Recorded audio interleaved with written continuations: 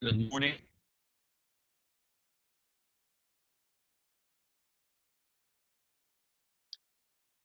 All right, Sylvia, good morning. Are we ready to start? I think it's right about 9 o'clock here in California, 11 o'clock in Guatemala City. So we will get started with today's webinar, the first of the 2016 Energy Webinar Series. And we're very happy to be joined this morning by Sylvia Alvarado, who is a commissioner at the National Electricity Commission of Guatemala. And I think before I formally introduce Sylvia, let me go through some of the logistics surrounding the webinar. For those of you who've been with us in past webinars, we've moved to a new platform a few months ago. And just as a reminder, we use the chat function to pose questions. So when you see on the agenda here, we're going through the overview of logistics, and then we'll have the formal presentation, and then around 9:30 move to a question and answer session. The questions that you would like to pose, please type them into, on the left-hand bottom corner, the main chat area. At the bottom there, it's a little field, and you just write your question there in the chat function, and it will pop up, and go ahead and write those whenever you please during the course of Sylvia's presentation. And at the end of her formal presentation, I will moderate a question and answer session and get in as many of your questions as we're able to.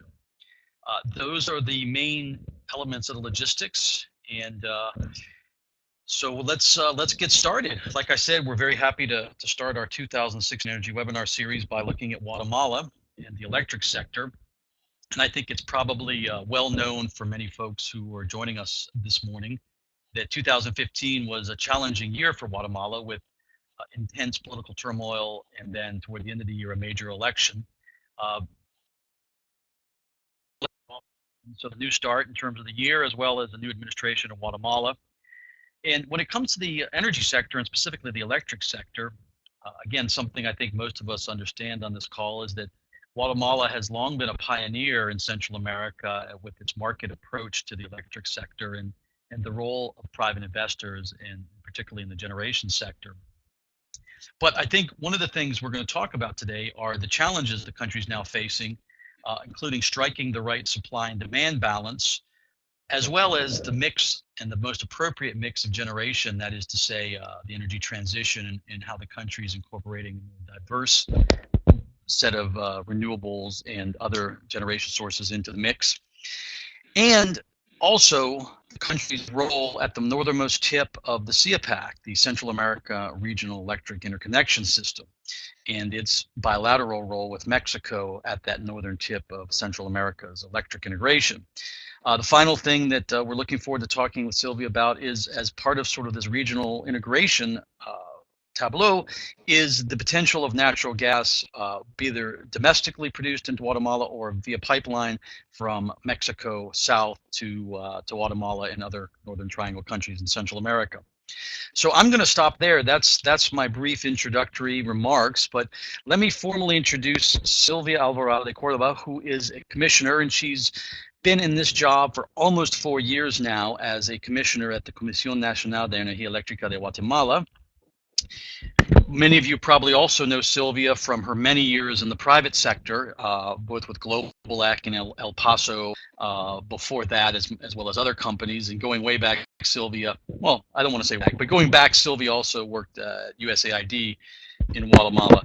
So I don't want to give away how long you've been working on these issues, but let's just say that you have a deep experience, and so we're delighted to have you with us this morning to share those insights. And I'll turn it over to Sylvia Alvarado to make her formal presentation.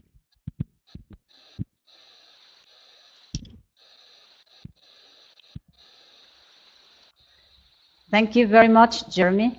Good morning, dear colleagues. Thanks to Jeremy and the Institute of the Americas for this opportunity.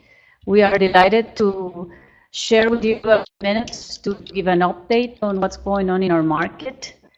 And so, because we have limited time for this webinar session, I would ask you to take a look at the first 4 slides when you get a chance. And I'll go straight to share with you some of the key indicators of our electricity subsector in Guatemala, mostly just to confirm that our energy and power demand continues to show a steady growth, and so that's good for us. We enjoy a market that has consolidated and matured, and we are happy to see that it continues to grow. As far as the electrification rate, back before the 90s, precisely 96, the energy reform electricity coverage was very low, around 63%. And according to official figures, in 2014, it reached 91%, and the Ministry of Energy has recently announced that it's getting close to 95%, the electrification rate. And as far as spot prices, as in many other markets in the world, we started with high spot prices in our market, and thanks to the policy measures taken and also to the oil prices drop, our current spot prices are fairly low these days. In terms of, which is one of the issues that Jeremy wanted me to cover with you guys this morning, one of the issues he wanted me to cover was how are we in terms of capacity versus power demand in the country. As you see in this graph, in the third quarter of last year, we already were showing a surplus in power capacity of around 800 megawatts for a peak demand of 1,700 watts in the country. And I'll explain how we reach these numbers. In terms of technologies supporting the capacity in the market, as you see in this graph, hydroelectric power is the majority of our capacity these days, and is followed by a couple of other renewable sources, geothermal and wind and solar, and we also have a significant biomass resource due to the production of sugar in the local market, and the sugar mills produce with sugar bagasse half of the year a bulk of electricity. We also have a significant amount of coal-fired units in the market these days, and bunker, of course, continues to present to back up especially the expansions we've done of renewable energies recently. And as far as demand, the last stack, you can see that we have the major distribution companies. We have a significant participation of large users in the market, around 1,000 of them, and we also have a very small retail companies that demand power in the market too. And this is where we close the year. As you can see, the surplus of capacity, installed capacity, is fairly significant. It's almost double of peak demand. And this is the result of new additions to the system and energy policy measures undertaken the last 5 years or so. So as now we have, as I said, 1,700 of peak demand, and that's at your left. You can see the total effective capacity that the system had registered for 2015-2016. So what are the key trends or drivers that our electricity market has been following up in the last years? First of all, of course, to follow the increase of supply and demand that we experiment, as I showed you in the indicators, we also are pursuing environmental environmentally friendly additions and changes in our market. We would like also to continue to pursue renewable energies development, technology improvements. We need to, of course, cover sector growth. We also pay attention to attract competitive prices as in any other economy. And we are starting to look at energy efficiency and smart grids interventions in order to make our market even more efficient. In terms of the matrix, the energy matrix evolution, you can see in this graph how we, in 2005, before a series of bylaws adjustments were undertaken, we had a significantly lower participation of hydro, of renewable energies in our market. That started to change, and in 2015, we're happy to see that in terms of energy, it's really significant, the amount of renewable energy resources that we are experiencing in our energy matrix. And of course, as Jeremy mentioned, we have an interconnection with Mexico and also with the regional market in Central America, and that is shown the imports, which are significantly low for the size of our market, mostly come from our interconnection with Mexico. When the Mexican prices are lower than our spot, we dispatch this through this interconnection. And as an example, for the week of January 24th through the 31st, you will see that in terms of energy, we were enjoying an already 65% against 34% of energy dispatch during that week. As I mentioned, biomass through the sugar biogas is a significant component. Also, hydropower participation. We have a small geothermal park installed in the country. And the new technologies, solar and wind, already appeared in this chart.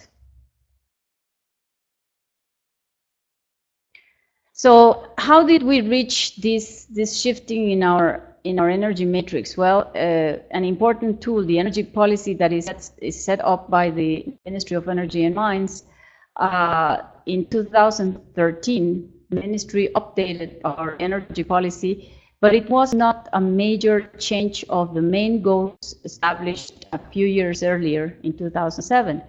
And so basically, it calls for a diversification of our matrix, favoring the development of renewable resources and setting a minimum target of 60% towards the year 2022, that, as we saw, we already surpassed. We also were called to promote investments in efficient generation projects to reduce the costs of energy supplies to end users, to minimize the impact of CO2 emissions to the environment, and to support the regional interconnection efforts.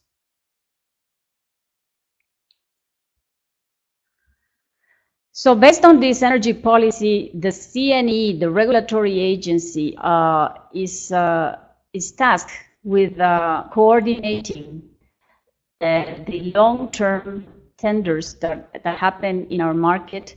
So far, we have done 4 major processes.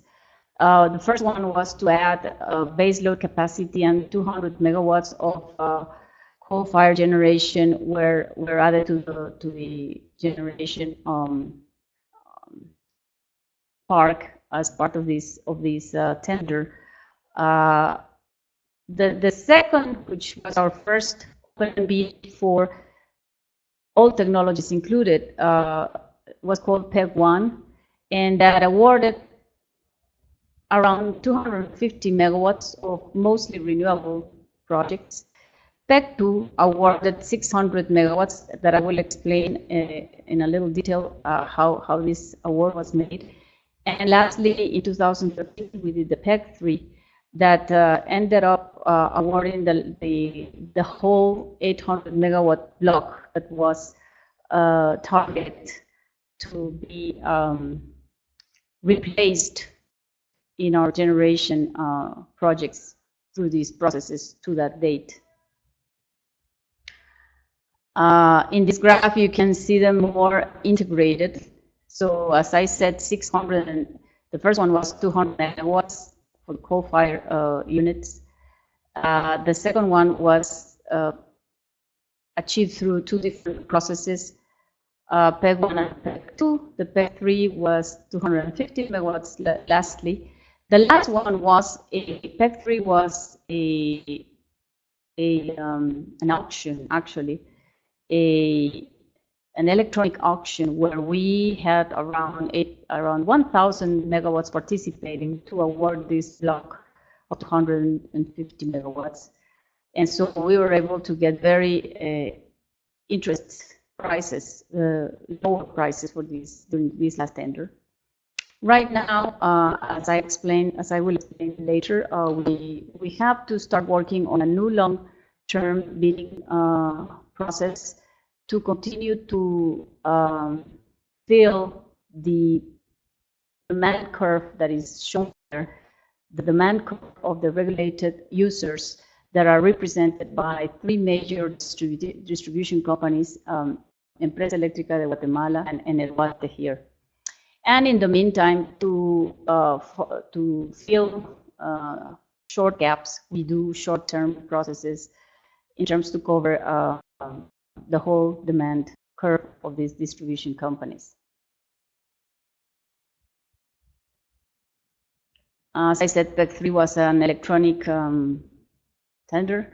There is a picture there. I don't know if you're able to see it, but we had around 100 PCs in the room, bids every 15 minutes in order to award these 250 megawatts. And in terms of technologies awarded, this graph allows me to show you how it was divided. 637 megs of hydropower in total were awarded. 101 wind projects new to our country. We didn't have any wind power operating in Guatemala until this tender. We also have what has proved to be a very successful norm for distributed generation. And as part of that, 73 megawatts of new GDR projects were awarded in these tenders. Total of 88 megawatts of solar PV project, and 45 megawatts were contracted out of the sugar, mostly sugar cane gas in the side of the renewable energy. And on the side of non-renewables, we contracted out 276 new megs of coal, 120 megs of natural gas. Of course, Guatemala and Central America still don't have natural gas, as Jeremy explained. This plant is being installed in the Mexican territory by a Guatemalan group, right in the border of Mexico and the U.S., and is going to be burning natural gas coming through a pipeline from the U.S. side through the Kinder Morgan pipeline that Pemex accesses in Monterrey. And lastly, we still awarded 20 megawatts of bunker, but this is mostly as power backup in order to support the additions of wind and solar technologies, and also run-of-river high power projects that are shown on the left side. So the most important thing of these tender processes for us is that, and that's where we assume that they have been successful, the terms of reference are issued by CNE. We try to keep a suitable balance of profitability and risk in all these decisions and terms. The process is directed to facilitate project finance and reduce the risk of lenders. So that's we have seen that our projects, the majority of them have been able to secure project finance, mostly with local banks, but also with international banks. We try to keep simple and transparent rules, and legal certainty for us is a key driver. On the proponents' side, we ask for compliance and performance bonds attached to investment milestones, operation and maintenance of projects. We want to attract as many bidders as possible in order to make it more competitive. And we are always allowing for indexation of capacity and O&M. And PPAs, according to technologies, are tried to be put at the availability of proponents.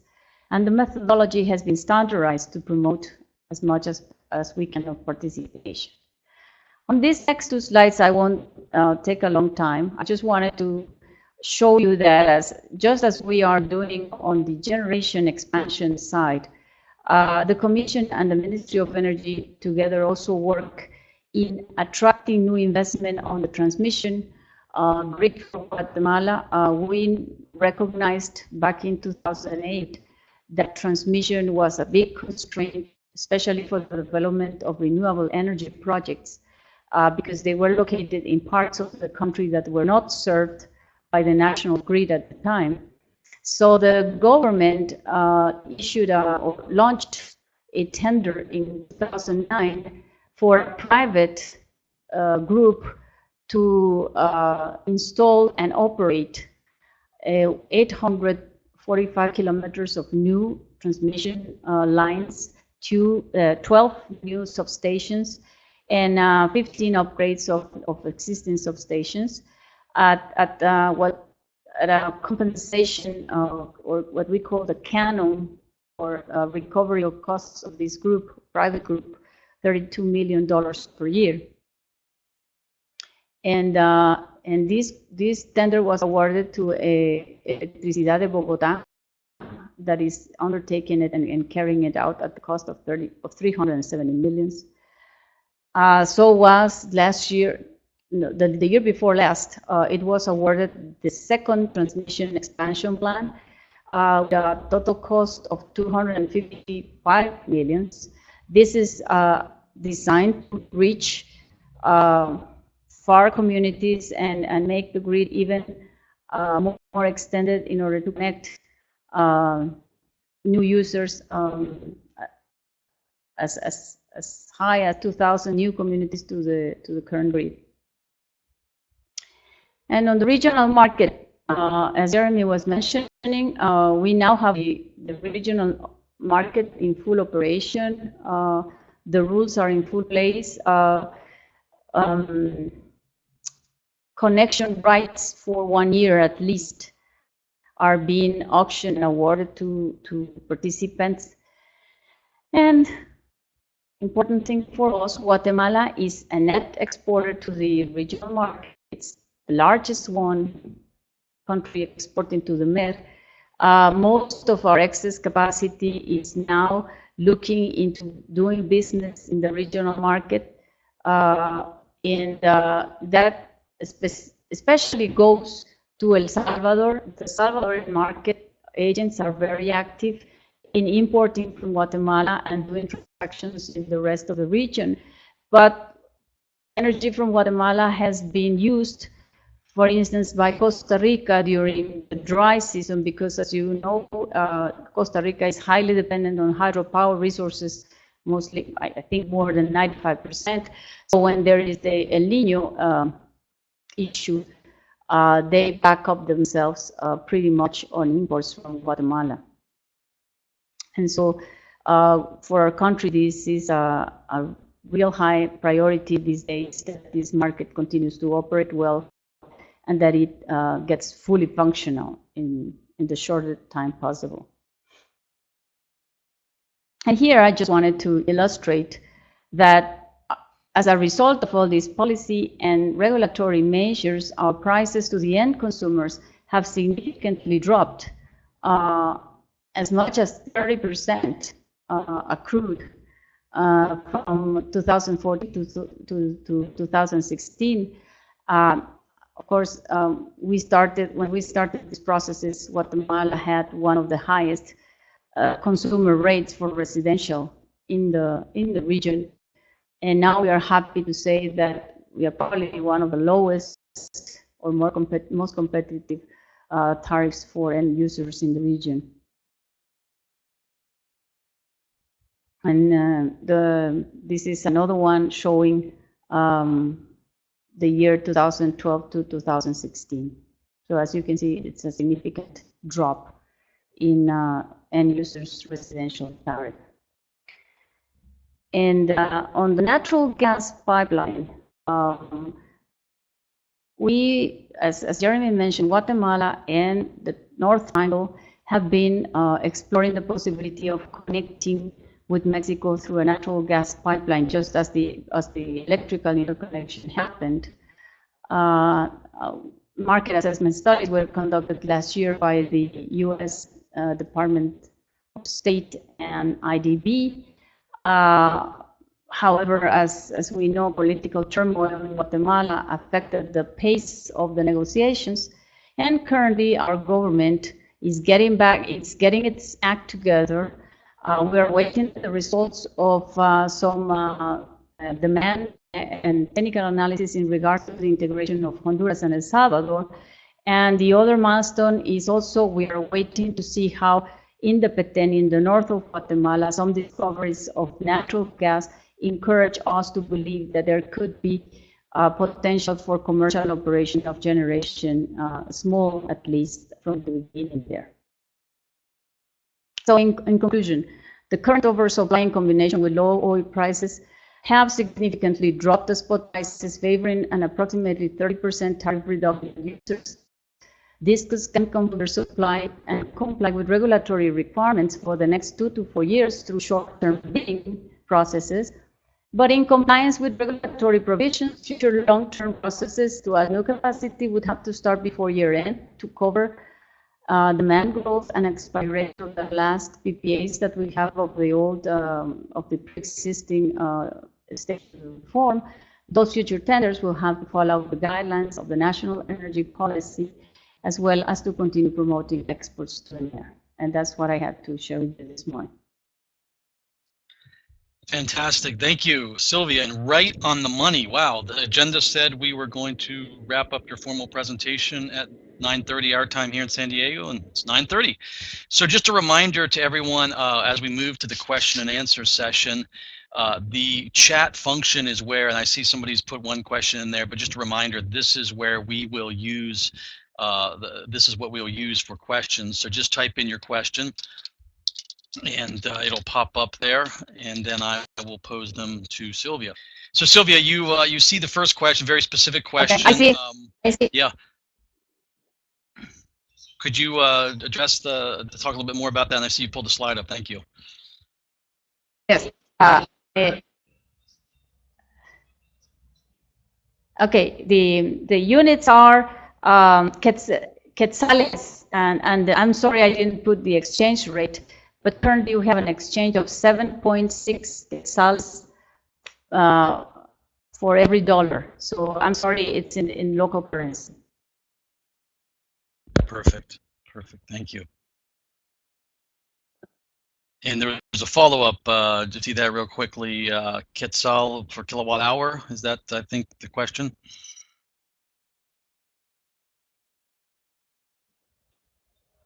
That is correct. Okay, perfect.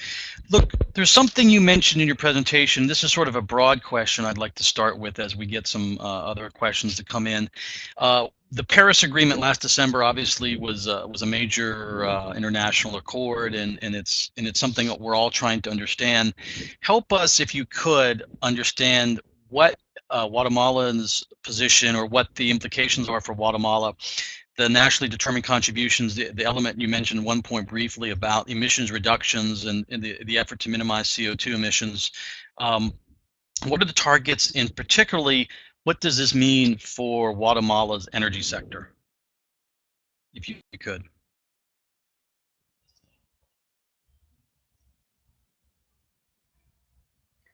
Great, thank you. Well, Guatemala, as many other countries, the major source of CO2 emissions is not necessarily the generation, the power generation activity. It's all sectors. However, we take it seriously that our sector needs to contribute as much as we can to the reduction of CO2 emissions. The whole accounting of CO2 emissions and targets is not backed by us. It's under the hands of the Ministry of Environment. But they have reviewed our policy efforts and results, and they have told us that we are advanced in regards to what should be the contribution of the sector. I don't have the specific figures at hand, but I can circulate it to you, Jeremy, as a follow-up to the session, and we can share with you what specifically has meant all these measures to CO2 reduction of emissions. Perfect. No, that'd be great. Thank you. One other question, which is sort of related to this question of deployment of renewables specifically, you mentioned something that I think has come up in a lot of other places, and I wouldn't mind you sort of reiterating and going back to this, and that's the investment in transmission and what Guatemala has done in terms of transmission infrastructure to facilitate further deployment of renewables, and then the auction process to deploy renewables.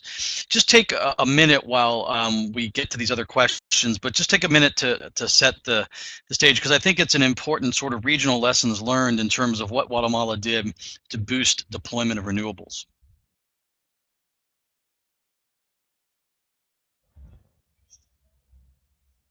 Yes, thank you. As I said, I believe the model that we're using to expand transmission could be pretty much used in other countries in the region. Because what we're seeing, especially in the Central American region, is that transmission investments and expansions lag way behind, because most of those companies were left in government hands, and we all know the difficulties that governments have to keep pace with investments and expansions. So this model relies completely on private sector investment, and what we do is that we have a scheme that is outlined and pretty much defined in the electricity law that allows us to transfer to end users the costs of these investments through a recovery period, an accelerated one of 15 years. So in other words, investors in these transmission grids can recover their investments through a canon charge that will allow them to recover their money for 15 years, and then they'll stay as operators. This is not a BOT. This is actually a BOO. They own the infrastructure that they built, and after they recover the investment, they continue to collect operation and maintenance, and some money for expansion. Excellent, thank you. And there's a question. I want to come back to something else, but let's go to some of the specific questions here. One of the things that I want to come back to is natural gas. But first, there's a question on the next auction, and it says, for the following long-term tender, which technologies in particular will be preferred and why? In parentheses, we had read in the newspaper that it will be geothermal, but I'd like more information or a confirmation, please. So the upcoming auction, is it going to be a geothermal auction, or is it technology specific? Any insights on that?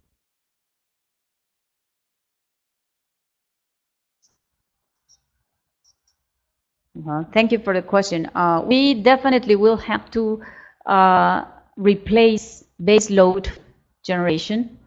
We would love that would come 100% from geothermal. We know that is not feasible because at least Empresa Electrica will probably need between 250 to, well, I think 250 new megs of base load generation. So what we are preliminarily considering on doing is to set aside some of these future needs between 40 to 50 megawatts to issue a specific tender for geothermal. We understand that geothermal involves different risks, different development times, and needs different considerations and treatments. So we would like to do a specific geothermal tender, but not very large, as I said, because we take into account it takes time to develop and to do these investments. Even though the country's potential it seems to be very high, but it's going to take a while to develop these fields. And in the meantime, we believe that there's 3 or 4 private projects that are advanced enough that if we give them out the right conditions in a tender, they may take the risk of putting a bid into this tender. The rest has, as I said, it has to be base load. And as far as technologies, we prefer to keep technology open, but when it comes to base load, you quickly see that that limits pretty much participation in this sense. Guatemala has not developed new yearly reservoirs, except for the ones that were built by the government 30 years ago. All of these new hydro projects that I have shown you that we have contracted out, they are obliged to provide the firm capacity just during peak hours. And so they have hourly based reservoirs. And unless you can think about a very large hydro project, you can probably think that baseload you can fulfill with hydros. But of course, the social opposition imposes a lot of challenges to this kind of projects in Guatemala these days. Yeah. So I believe, my suspicion is that it's going to be is going to be thermal and possibly natural gas. Who knows? But we wouldn't restrict participation. But I believe the conditions that are going to be required will start naturally favoring the participation of some technologies. Interesting. Okay, so there's a couple of questions that will be good follow-ups to that, but first let's stay with the renewables. And your last suspicion was very interesting, but first, what geographic regions of the country do you foresee the best wind and solar resources? So in terms of sort of a potential for development of specifically wind and solar in Guatemala, where in the country?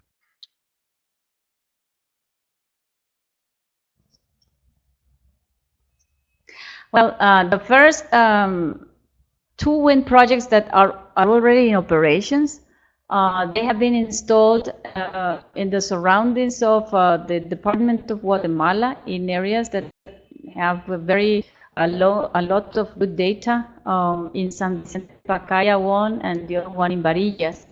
The third one is going to be located towards the west, the east of the country in Santa Rosa. So the Ministry of Energy has a database of solar and wind resources mapped, and if you go into the webpage of the Energy and Mines, you can see the solar and wind maps that they have been able to produce with the assistance of international cooperation. That's excellent. So it's readily available on the Ministry of Energy's webpage to be able to look at the resource mapping that they've done?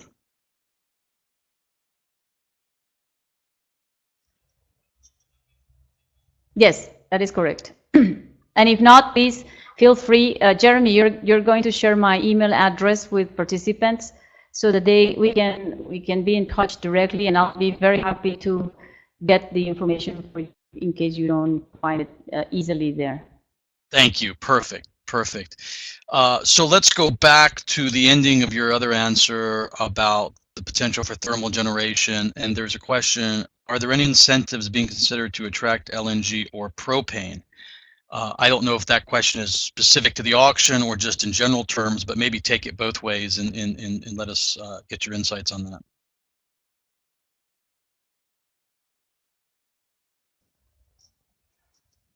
Okay, thank you. And hello to Greg, good old friend there. The government started to get some technical assistance on the regulatory framework and incentives framework for LNG and other and alike sources last year through the Department of State cooperation. But there's not much advance because this political crisis we had at the end of last year really affected the performance, I would say, of the Ministry of Energy. There was a lot of changes that happened there last 6 months of last year. Right now, the new staff is being appointed, and I think that depending on the results, as I said, on the results of these assessments, especially the potential for natural gas in Guatemala, the ministry will have to put very clear task force to work on these issues, because right now we don't have any specific legislation that promotes or provides incentives to these kind of technologies. So when you say the government will set up a task force or should set up a task force to look into this the subject matter?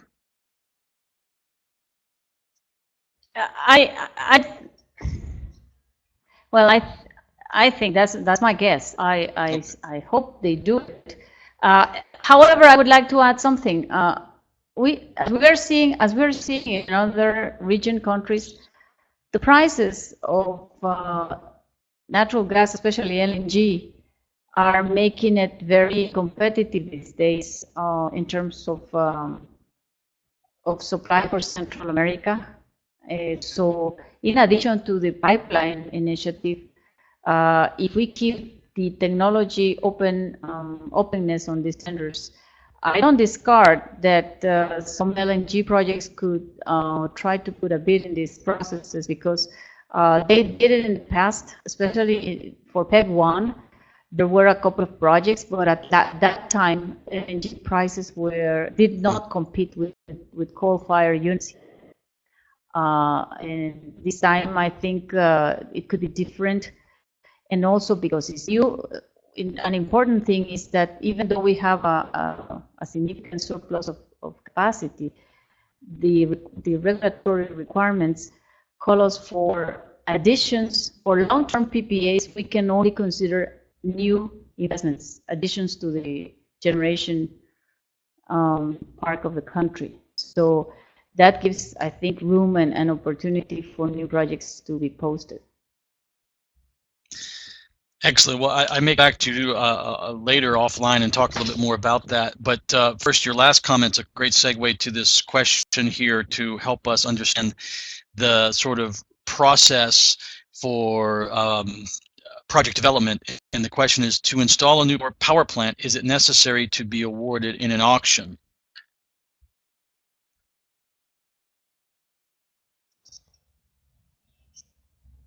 No. Generation is free in our system. To install generation units, you need to get your environmental permit and to file an application at the Ministry of Energy and Mines in case you're using renewable resources. Otherwise, you don't have to do anything else but do your environmental studies and apply for electric studies that we review here at CNE for the impact of the system. But you can be merchant. in fact, a significant amount of megawatts these days are merchant in Guatemala. Excellent, thank you. We've got time for a couple more questions. There's one very specific here about transmission, and it says, regarding the transmission expansion line under PET 1 award in 2009, how far along is it in the construction phase? So I guess an update for us on the infrastructure investments in transmission.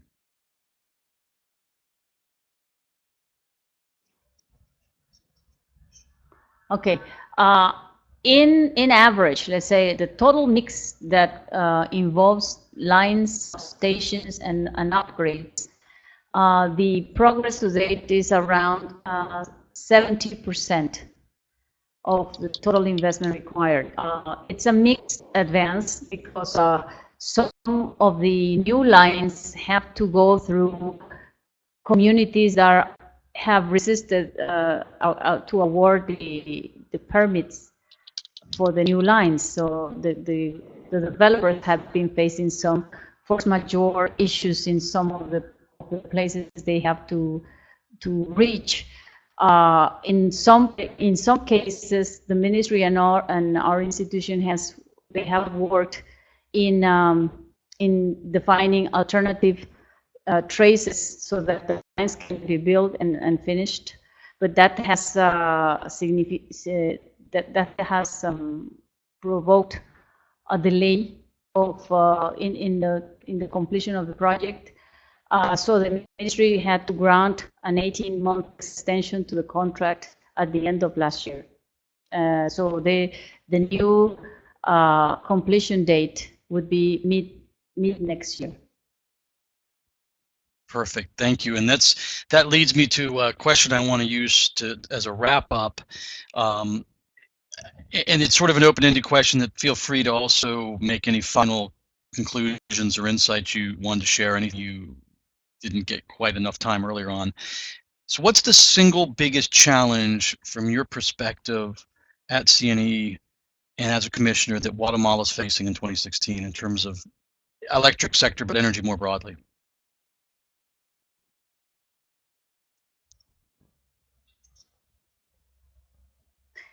Thanks, Jeremy. I don't think we can really talk about just one, unfortunately. We all have several challenges, I believe, in our work, but from the perspective of the electricity market, I believe that to continue to attract new investment will be a challenge for us because of the surplus installation. However, the good news is that the regulatory provisions allow us to put available long-term PPAs to new investments. So whoever has done investments to date and they don't have PPAs, it was at their own risk. Mm-hmm. And I would add that from the development perspective, there is, of course, as in many other countries, social opposition and social issues to be worked out. But most of our projects, one thing that encourages me is that most of the projects, all these projects that I showed that were awarded in these long-term tenders, they have moved to development and they have come online, most of them on time. Some of them confronted force majeure, but it was for technical issues in some of the cases, and also for financial closing. And you know how it is to develop these kind of projects. But we are not seeing a lot of projects that fail that are being dropped. It encourages me to believe that the market is giving out the right signs and the legal certainty and the conditions so that projects can successfully be completed. I think that's you said it was hard to summarize into one challenge, and I know that's a completely unfair question, but I think the sort of rolling it up into the need to continue to attract new investment is a fantastic way to summarize not just Guatemala's, but like you said, many markets across the region and globe. Sylvia Alvarado, thank you so much for your participation and your insights today. Always fantastic, and it's just such a pleasure to be able to talk to you and have you with us online. I also want to say thank you to Diana Rodriguez here at the Institute of the Americas and Jorge Rivera there at CNEE for their support on the back end of this and make sure everything worked this morning. And it did. So again, thank you so much, everyone, for joining us. Thank you, Sylvia Alvarado. And on the screen are some upcoming energy events of the Institute of the Americas, an Argentina Roundtable in March, and the annual La Jolla Conference, our 25th annual big celebration this year here in La Jolla in May. And stay tuned. We'll be programming some more energy webinars in the coming months, and we look forward to having you. Thank you again, Sylvia. Always a pleasure.